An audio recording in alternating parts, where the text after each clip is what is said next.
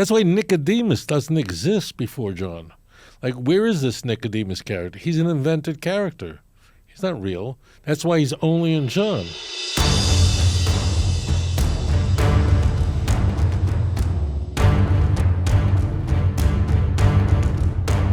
Now, do you think that's the origins of Gnosticism? Is with anti-Semitism, or maybe not quite? Gnosticism? No. So Christian Gnosticism was a belief that the Jewish God was really an inferior and actually a bad figure. So Gnosticism had just so many iterations. It's so highly variegated. What Gnostic believers had in common is they saw a dualistic world where a greater God and lower gods, and the God of this world was just bad. And we need to escape this world. And how do you get off this planet created by a malevolent deity? Well, you need knowledge, special knowledge. That's what Paul is always talking about. He has special knowledge that can rescue you, because it's a grand mystery, Ephesians 3:3. So the Gnostic Christians that emerged big in the 2nd century, so there were Gnostics before this, long before this, but Gnostic Christianity, which was huge, said that the God of the Jews, the God of the Old Testament, is the creator of this world, and he's a malevolent God. Whereas the God of Christ, the God of Jesus was, and Jesus never died. It only appeared that he died. They saw him as not a material being, and it was just an appearance that he was human or that he died. He didn't really die. It just seemed that way. So Gnostic Christians were anti-Jewish, not in a conventional sense, as we would say anti-Jewish today.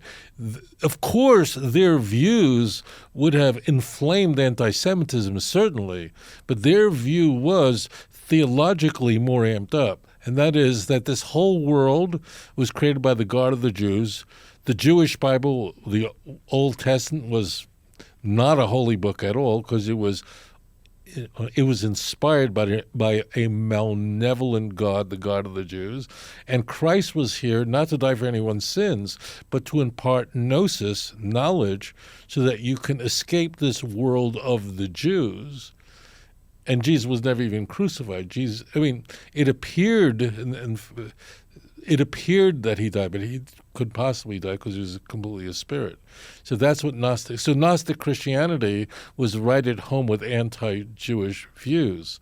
But Gnostic Christianity held something that the Orthodox didn't, and that is that the God of the Old Testament is a bad God. So other Christian groups, no matter which it was, whether it was modalistic, Sabellianist type groups or Marcionites, didn't hold quite the same idea. They felt that the God of the Jews were inferior, but it's similar. It's in the same kind of, there are many, many similarities. These were huge movements. The way we know again about them is because the church fathers wrote about them. There were church fathers who devoted their lives to just fighting them. They were opposed to anyone who was not, in their view, Orthodox. So you have people in the 2nd century, 4th, 5th century so that's how we know about all these groups. So Gnostic Christianity was perfectly at home with anti-Semitism because they thought the Jewish God was an evil God. That's really pressing it. Yeah, and then instead of kind of focusing on Jews, it's the whole world, because the Jewish God is real, but the world is terrible. So they're not really focused so much on anti-Semitism, but it's kind of anti-everything. When Paul said that Satan is the Lord of this world, what does that mean? Again, it all goes back to the idolatry. The idolatry really always is that the transcendent God who created everything, he's good, but we're just grotesque beings in a grotesque body, and we need to escape this grotesque world. And it's understandable. There was no justice to them. Look, I've gone to the doctor with a bad back, with whatever, right? And the doctor was able to give me the proper injection, the pain went away and the infection went away. And I'd ask the doctor, like, what did they do 100 years ago? And the doctor, I remember many times my doctor would say, 100 years ago, people just died or were miserably in pain constantly. I went, wow, I'm happy I'm here now. The ancient world was just full of misery and inexplicable misery. It was not like someone did something stupid and got killed. People just died for no apparent reason. They didn't know what microbiology was. So to them, there were just good and evil forces on this world, and inexplicably the gods were angry and a volcano came and killed everybody. And that's what people got in trouble if they didn't bring sacrifices to the great state gods. It made them angry. Yeah. So I've heard that Gnosticism developed in part because of failed messianic prophecy with Christianity, that all of these things will come to pass before this generation passes away, right?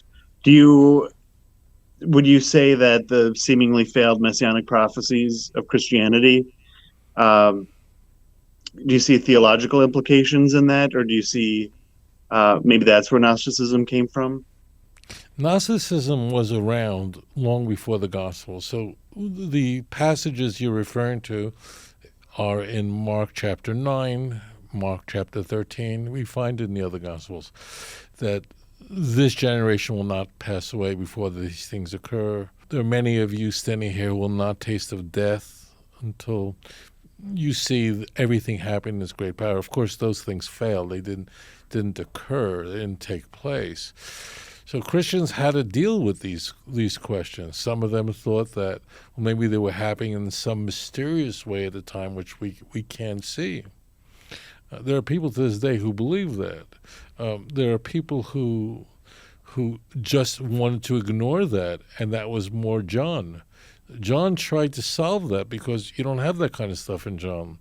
Not only that, in John, you don't have the world changing, but really the whole salvation in God's kingdom is in heaven, not here, right? I mean, John has just moved the target around. But it's true that those supposed prophecies of Jesus never occurred. I don't think they led to Gnosticism. I think they led to the idea of a second coming that was in the distant future. And I think that's what would trigger John. John has to explain why wasn't the world transformed? So John is now saying in his conversation in John 3 with Nicodemus that, in fact, all the benefits are in heaven. And unless you're born again, born from above, you can't be saved. So for John, it's no longer a salvation of this world. And so what they do is they sort of move the target. So, yeah, the arrow missed the target. So what you do is just move the target and just change it. And that's what John did, and that's what the church did. And I think that's why John was always everyone's favorite gospel, because John solved this by saying there's a whole different target. It's not a salvation on this world, but really it's a heavenly salvation. It's all spiritualized. Moreover, remember when John is written. The book of John is written in the late first century, in the 90s. That means everyone's dead, right? Everybody's gone. By then, there's no one alive. That's why the church had to make up the idea that John lived to some age of 100 years old. I'm not saying it's impossible that someone in the first century couldn't live to 100. It just was extremely unlikely. What they knew John was late. So they wanted John to be written by John the son of Zebedee, a disciple of Jesus, even though there's nothing in the text that says that. So they said, John somehow just survived everything and just lived to a very, very old age. But whoever wrote the book of John realized that the solution the Synoptic Gospels were employing wasn't working, and that the target had to change. So that's how the church dealt with it, that the whole salvation had nothing to do with this world and was all spiritual, and you don't get it. That's why Nicodemus doesn't exist before John. Like, where is this Nicodemus character? He's an invented character. He's not real. That's why he's only in John. And only in John does Nicodemus assist Joseph of Arimathea to bury. Where did he come from? He comes from John's world, the Joannian world. And that is, he was a Jew, a rabbi who came to believe in Jesus. And Jesus just excoriates him in chapter 3. Like, you don't know anything. You don't get any of it. Unless you are born again, you can't be saved. And there's a double entendre there. The whole thing is nonsensical because the double entendre, unless you're born again, Nicodemus doesn't get what he's talking about, like born again. So in Greek, born again could either be like born a second time or born from above. So they'd have to be talking Greek in order for this conversation to make sense. Nicodemus doesn't get it, and Jesus is just roasting him. But that's the key. It's born from above. It's a spiritual, heavenly salvation. It's not of this world. It's a, borrowing from Augustine, it's the city of God, not here. Like, the second coming, obviously that has nothing to do with Judaism, I'd imagine. There's probably no parallel that they're getting, anything like that. But like apocalypticism, does that have any foundation in Jewish thought, or is... Yes. Yeah. An apocalyptic eschatology just means a sudden revelation at the end. How is this thing going to go down? Like, how is the end, the final redemption of the world, going to go down? How is it going to happen? Right? So imagine if you lived in the ancient world, you knew that the Messiah can come, you hoped the Messiah would come through, but imagine if you're in the first century. The Roman Empire was at the height of its power. And there was nothing in human history like the Roman Empire. Nothing. They weren't going anywhere. So you believed in a eschatology, means the end of time, just a Greek word eschaton, the end. Well, how is it going to happen? So, like, we're living in a time now where the Jews actually have an independent state in the land of Israel. And they return in a very simple a way where you can explain it. Just whatever happened, but the Jews somehow made it back to the land of Israel and reestablished their state by decolonizing it, right? Undoing what had started with Pompeii. So, but then they couldn't imagine that. So they just imagined in the ancient world there was an end. And if it was a sudden pow, like God is here, fine. Jews looked at the text and knew these are the things that must occur when the Messiah comes. No second coming. Second comings are, the sign is the red flag of a false religion. Every false Messiah, every one of them had to claim a second coming because they all died. Well, if they die, where is the promise? It's going to happen the second time. So if you hear second coming, run. I mean, 'cause that means it's a false religion. There's nothing like that in the Hebrew Bible, but you have to invent it because it just didn't occur. It just didn't transpire. But the idea of an apocalyptic eschatology, of just an explosive event where suddenly, okay, we're here, that would mean in the first century that the Roman Empire would have to fall. Because the whole key of the Messianic age is the Messiah is now king, right? That's the whole point. And he's the great teacher, and everyone listens to him. Well, how would that happen when you have all these emperors who have standing armies that are more powerful than the world has ever known? There was nothing like it. That means it would have to be, God would just have to destroy the empire. That's what got you killed. That's what got you, I want to change that. That's what got you crucified. That's what would make the empire very concerned about you. And they wanted to make an example of it. Why would they go through crucifixion? It's a horrible way to kill someone, but it's also very expensive. It's a lot easier to chop someone's head off.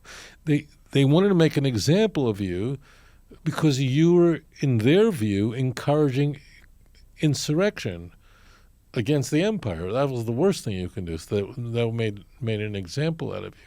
There's no doubt Jews always believed that the coming of the Messiah can happen at any time. And if Jews are living in a predicament like the empire first century, so the only way it could happen then was something just explosive, like an apocalypse, just a massive revelation, lowercase r, where suddenly it all became known. Does that idea exist within Jewish thought? Like, after, like, is there an end of the world in Judaism? And what does it look like?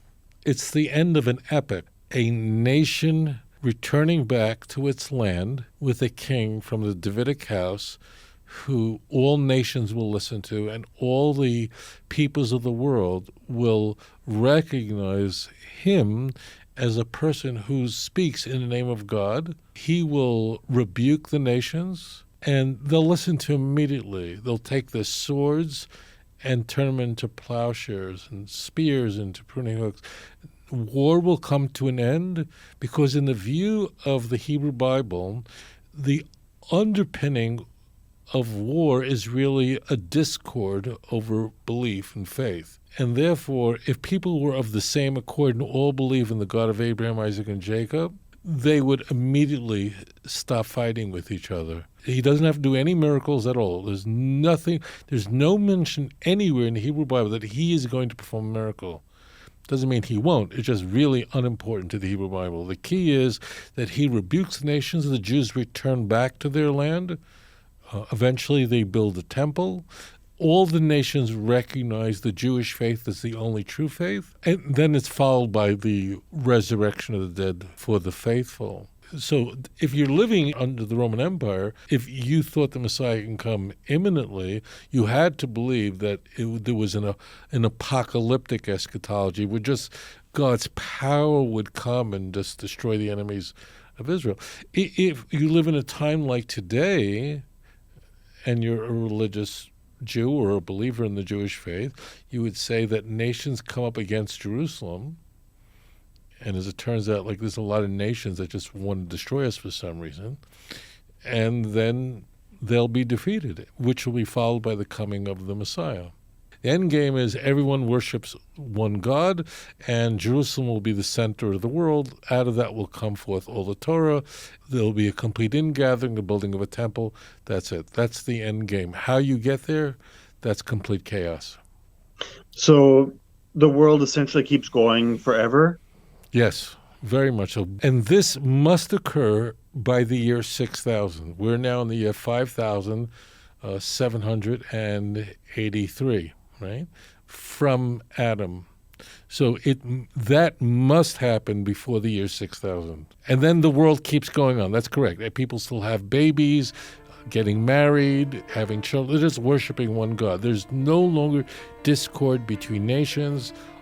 Everyone worships one true God, and peace will seize the world, and war will be something of the past, and everyone will worship the one God of Israel. Adon olam asher malach b'terem kol yetzir nivra leit nasa b'chefetzo kol אזי מלך שמו נקרא ואחרי